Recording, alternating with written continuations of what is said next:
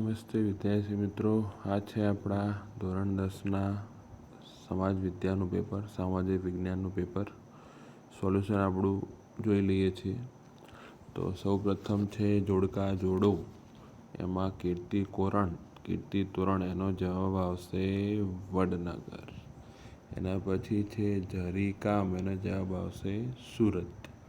સ્તંભ લેખો, એનો જવાબ આવશે બ્રાહ્મી લિપિ.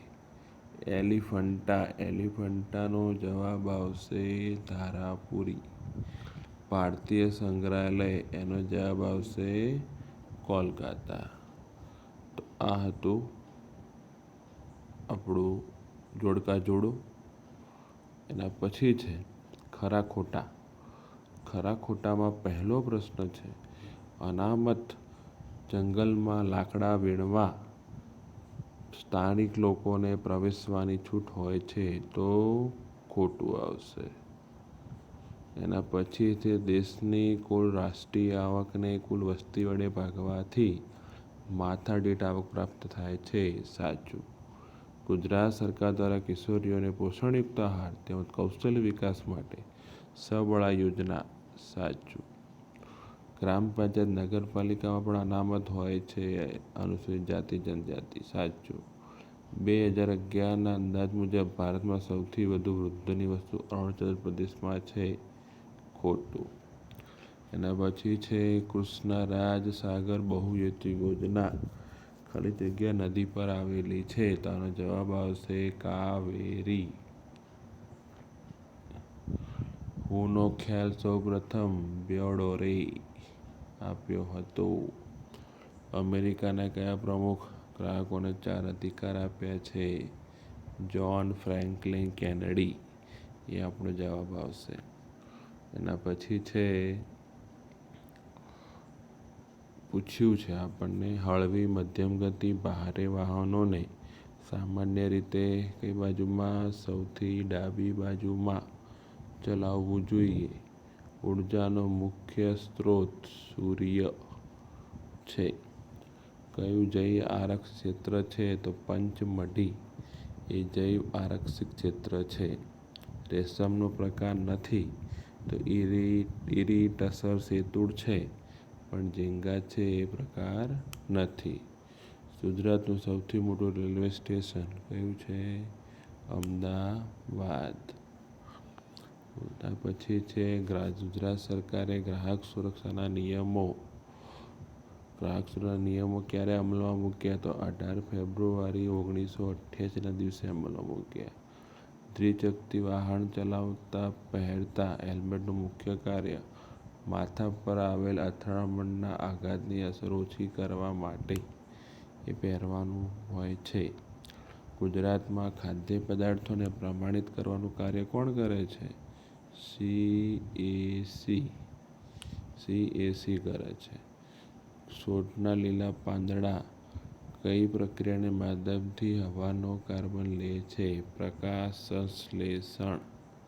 શું આવશે? પ્રકાશ સંશ્લેષણ. એના પછી છે સરકારની ઔદ્યોગિક નીતિ દ્વારા ખાનગી ક્ષેત્ર પર અંકુશોનું નિયંત્રણ ક્રમશઃ ઘટાડો કરી વિકાસ પ્રોત્સાહિત કરવા નીતિનું નામ શું છે? તો ઉદારીકરણ. શું આવશે? ઉદારીકરણ. પછી છે ગુજરાતની નર્મદા, તાપી, મહી, સાબરમતી નદીમાં જોવા મળતું કયું પ્રાણી લુપ્ત થવાના આરે છે? જળ બિલાડી. યાદ રાખજો, શું આવશે? જળ બિલાડી. એના પછી છે વિભાગ બીમાં 2 માર્ક્સના પ્રશ્નો છે, એ આપણને પૂછ્યા છે, તો એ પણ તમે લખી શકો છો સરળતાથી. પછી છે મને ઓળખો. વૈષ્ણવ સંપ્રદાયની શૃંગાર ભક્તિ સાથે વિકાસ પામતું નૃત્ય ઉત્તર ભારતનું કથક. શું આવશે? કથક. સંગીતનો વેદ, તો એક જ આવે. શું આવે? સામવેદ. પર્યટક ઉદ્યોગની રોજગારી, એના વિશે ભૂતાપીય ઉર્જા જમીનની અંદરની ગરમીથી પ્રાપ્ત થતી ઉર્જા, ભૂતાપીય ઉર્જા. ખનિજ, કયા ખનિજ છે? જમીનની અંદર એવા પ્રકારના દ્રવ્ય મળી આવે છે જે બહુ કિંમતી છે, અને માનવ માટે ખૂબ ઉપયોગી છે. એના પછી છે શણ ઉદ્યોગ વિકસ્યો છે. રેલવેની ઉપયોગિતા આ પણ તમે લખી શકો છો. ભાવાઈ કલા. પછી મોહેંજો-દડો મંદિર, સૂર્ય મંદિર, જે મહેસાણા જિલ્લામાં આવેલું છે, મોઢેરા તાલુકામાં, એના વિશે લખી શકો છો. સ્ત્રી પુરુષ અસમાનતાના કારણો છે. પછી ચિત્ર જોવાનું કીધું છે. તમને ચિત્ર જોઈને જવાબ લખવાનું કીધું છે. તો આ સ્થાપત્યનું નામ શું છે? કુતુબ મિનાર. શું નામ છે? કુતુબ મિનાર.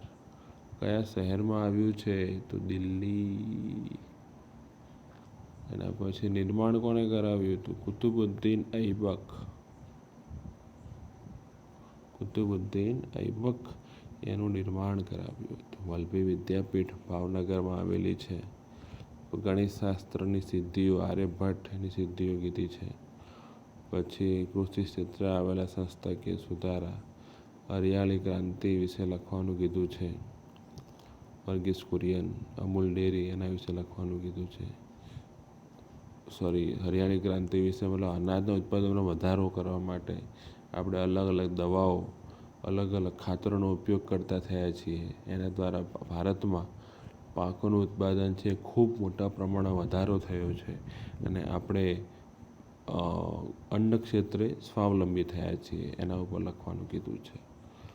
એના પછી જે રણ પ્રકારની જમીન, તો શું આવશે? રાજસ્થાન. વેળાવદર રાષ્ટ્રીય ઉદ્યાન, તો એ આવશે ગુજરાત. ચા પકવતો પ્રદેશ આસામ. લોખંડ પોલાદનું એક ક્ષેત્ર વિશાખાપટ્ટનમ આવશે આંધ્રપ્રદેશ. તો આ હતું આપણા ધોરણ 10ના સમાજ વિદ્યાના પેપરનું સોલ્યુશન. વધુને વધુ વિદ્યાર્થી મિત્રો સુધી શેર કરવા તમને વિદ્યાર્થી મિત્રો ખાસ વિનંતી છે.